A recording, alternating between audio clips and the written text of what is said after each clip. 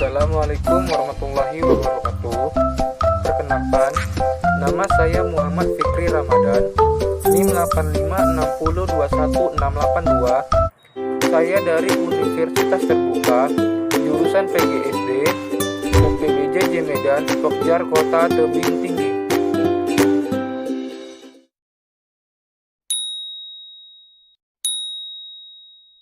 Di sini saya akan menampilkan video tugas mandiri saya, yaitu kegiatan praktikum IPA di SD yang kedua tentang simbiosis.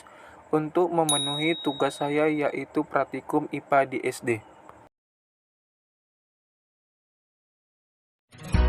Di sini simbiosis terbagi menjadi 3, yaitu simbiosis parasitisme, yang kedua simbiosis komensalisme, dan terakhir simbiosis mutualisme. Saya akan menjelaskan apa itu simbiosis parasitisme. Simbiosis parasitisme adalah hubungan antara dua jenis makhluk hidup di mana yang satu bergantungan dan yang lain dirugikan. Inilah contoh simbiosis parasitisme.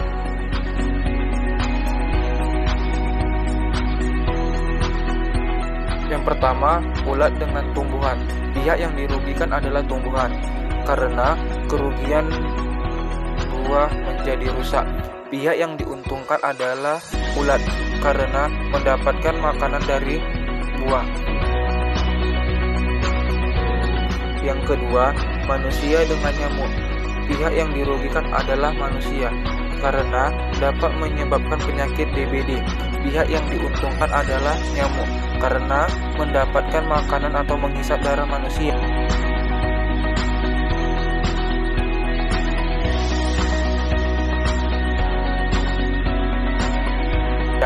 Yang ketiga, pohon mangga dengan benalu. Pihak yang dirugikan adalah pohon mangga, karena produksi makanan berkurang dan tidak bisa berbuah. Pihak yang diuntungkan adalah benalu, karena menyerap makanan dari inangnya.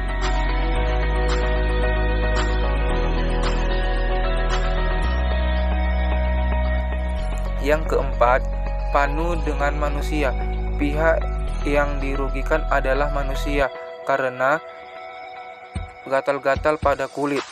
Pihak yang diuntungkan adalah jamur, karena dapat membusungkan hidup.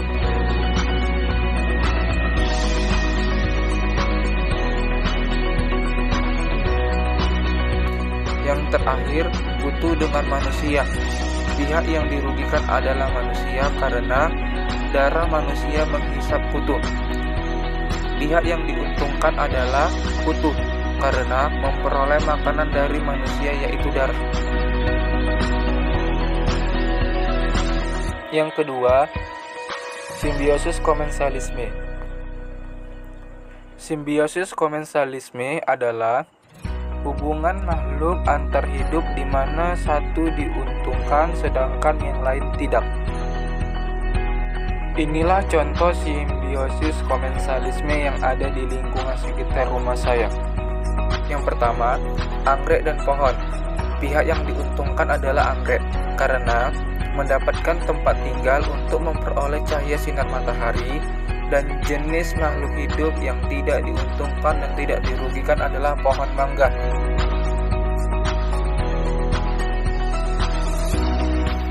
Yang kedua, sirih dan inangnya. Pihak yang diuntungkan adalah sirih, karena mendapatkan tempat tinggal untuk memperoleh cahaya sinar matahari, dan jenis makhluk hidup yang tidak diuntungkan dan tidak dirugikan adalah inangnya.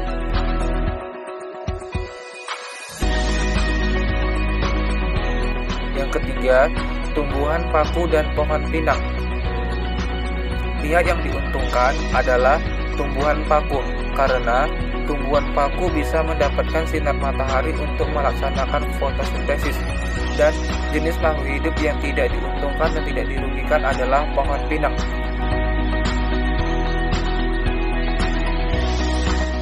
Dan yang terakhir, tumbuhan pakis dengan pohon sawit.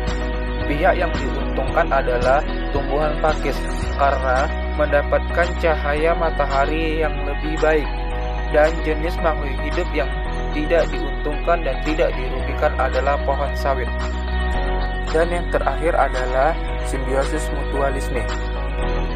Simbiosis mutualisme adalah hubungan antara dua organisme yang berbeda tetapi saling menguntungkan antara satu sama yang lain.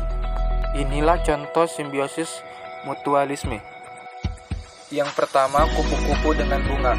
Pihak satu yang diuntungkan adalah kupu-kupu karena mendapat nektar dari bunga, dan pihak yang kedua diuntungkan adalah bunga karena membantu penyerbukan.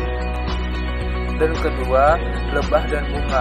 Pihak ke satu yang diuntungkan adalah lebah karena mendapatkan nektar dari bunga. Pihak yang kedua yang diuntungkan adalah bunga karena membantu penyerbukan. Yang ketiga, semut rangrang dan daun mangga. Pihak satu yang diuntungkan adalah semut rangrang karena dapat membantu serang dari daun mangga. Pihak yang kedua yang diuntungkan adalah daun mangga karena melindungi dari serangan hama. Dan yang keempat, kerbau dan burung jalak. Pihak ke satu yang diuntungkan adalah burung jalak karena mendapatkan makanan dari badan kerbau. Pihak yang kedua yang diuntungkan adalah kerbau karena badannya menjadi bersih. Dan yang terakhir, manusia dan tumbuhan. Pihak ke satu yang diuntungkan adalah manusia karena dapat bernafas dengan baik. Pihak yang kedua diuntungkan adalah tumbuhan karena dapat melakukan fotosintesis. Itulah tadi hasil contoh-contoh dari kegiatan ketiga simbiosis tersebut.